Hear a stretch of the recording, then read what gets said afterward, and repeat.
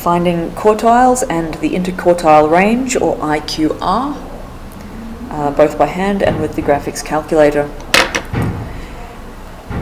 We are able to find the median and the range already of a set of data. The median is, of course, the middle score when all my scores are in order. The range is the highest score minus the lowest score.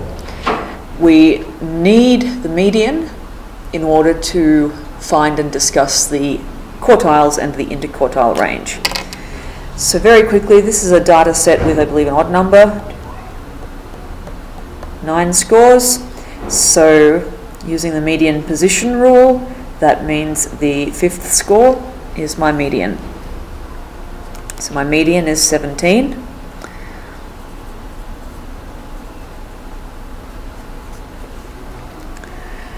My range, that's an easy one, is 40 minus 2, which is 38. Now what the median effectively does is it splits the data into 2 halves, a lower half and an upper half. The range of a set of data is very susceptible to being affected by outliers. So the range here is 38. If you look at my second data set, the range here is 39 as well, but you'll see that most of my data is actually much lower.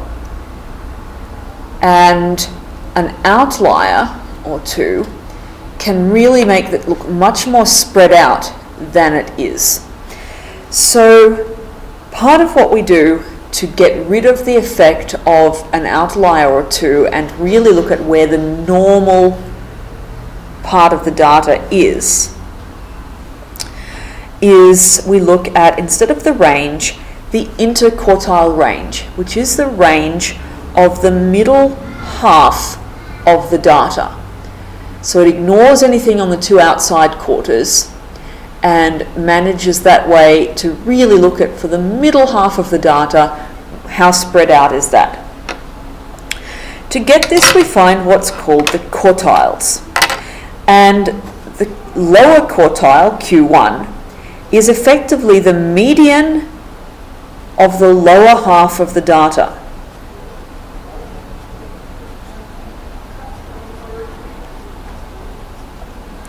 Technically, the median itself is Q2, and Q3, the upper quartile, is the median of the top half of the data.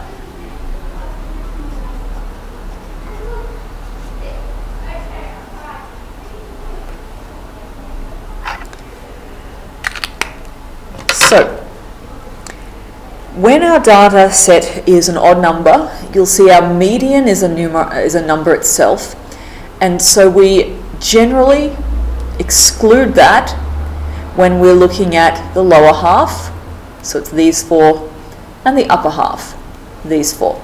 So the median here is going to be between 5 and 8. So Q1, when of course we're finding a median between 2 numbers, we add them together, that will be 13, we divide by 2, we've got 6.5. Q3 is between 28 and 32, add them together, we've got 60, divide by 2, I've got 30. So the quartiles are the markers, basically, that split the data into 4 even sets. So you can see 2 points, 2 points, 2 points, 2 points. The quartiles have split the data into 4. The middle half of the data is the data between the bottom and the top quartile, Q1, Q3.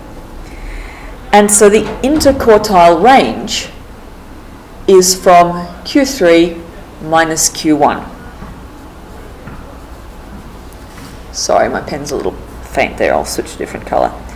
Q3 minus Q1, that's 30 minus 6.5, which is going to be 23.5. So while the data itself is spread out over 38 scores, the middle half of the data is spread out over 23.5 scores. Another very quick example, just because we should probably discuss what's happening when it's an even number of scores. So 2, 4, 6, 8, 10 scores, which means between 5 and 6 will be my median. So that is, if we needed the calculator, 7 plus 12, dividing that by 2, 9.5. So your median is 9.5. Now, we'll find our range, I suppose. Range is 40 minus 1, which is 39. Now I need my quartiles, and when the median is one of the data points itself, we generally leave it out of our median calculation. When it is between two data points, then I keep all the scores in my bottom half and top half. So the median of the bottom half, Q1, is 2. The median of the top half, Q3, is 19. And the IQR, the interquartile range, is Q3 minus Q1, 19 minus 2, 17.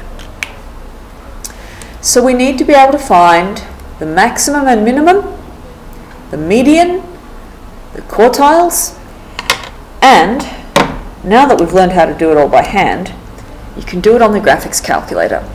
So we'll do that for this set here. Stat and edit. Now, if this was a frequency table, you know how we do L1 and L2, but if it's just one set of data, just put it all in L1. 2. So getting all of these in here. Oh, sorry, I'll move that up a bit.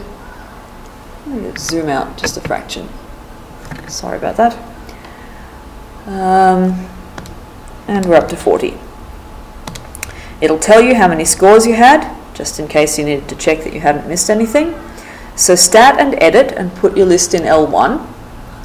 Then back into stat, calc. One variable stats. Now your list is L1 and there's no frequency list, so you just leave that blank. Move down to calculate and hit enter, and it will give you a whole bunch of measurements that are very useful. This is the mean, the average. We need that, and you can find it on the graphics calculator. We'll learn what this is later, but you're going to need one of them. N is 9, should be 10. Oh, sorry, that's for a different calculation. But now look here, they've given me the minimum, Q1, we got that right, the median, Q3, and the maximum, 40. So they've given you all the information you need to find the median, the quartiles, the range, and the interquartile range. And you don't actually have to be able to do it by hand at all, because it's all in here. So, if you'd like a reminder of the graphics calculator, that's totally a C, you enter the data. How do I do this on a different piece of paper where you can actually read it? Graphics. To enter the data, stat, edit, and put it in L1. To get the mean, etc., stat, calc, one variable stats, which is 1. So I'll just go through that. Stat, move across to calc, one variable stats. List is L1. Frequency list, you leave blank unless you're doing a frequency table. If this is all in a frequency table, then you'd put your frequency in L1. It's L2 if you're in a table. Frequency list is blank unless it's a frequency table. Sorry, my writing's getting so dodgy. Move down to calculate, and then X with a bar on it is your mean. Everything else you need at the moment is down here, minimum to maximum.